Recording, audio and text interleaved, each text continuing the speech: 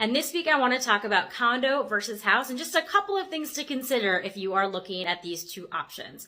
So let's start with condos. Number one with condos is it's likely that you will be able to get into the market wherever you are living at a lower price point as the overall price. So that's something to consider. Number two, something to consider is maintenance. So if you want something lower maintenance, you don't want to take care of a yard, you don't want to do snow removal if that's in your state, or you don't want to do exterior maintenance to grounds or anything like that, a condo might be the way to go.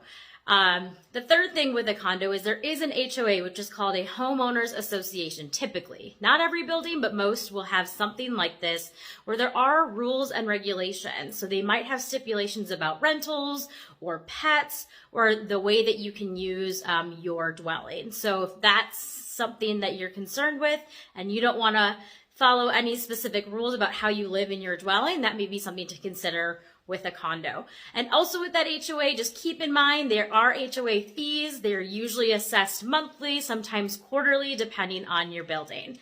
Okay, let's talk about single family home. So some of the pros and cons or things to think about kind of are the flip side of condo. So number one with a home, typically you're going to find that they're going to run a little bit more expensive, especially if you're just getting into the market.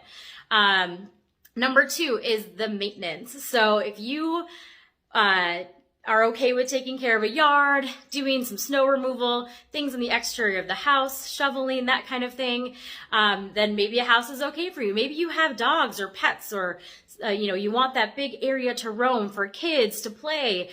So a yard is 100% worth it to you to do the maintenance that it requires.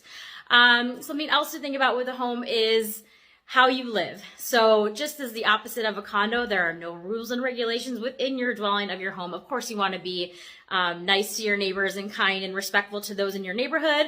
But as far as how you use your home, there aren't going to be restrictions on if you want to rent it out or how you want to utilize it. So those are some things to think about. There are many other pros and cons or things to think about with house versus condo, and I'm happy to go over them with you. Contact me. You can text me, DM me, email me, call me. Lots of ways to get in touch. Hope to hear from you soon. Have a good one.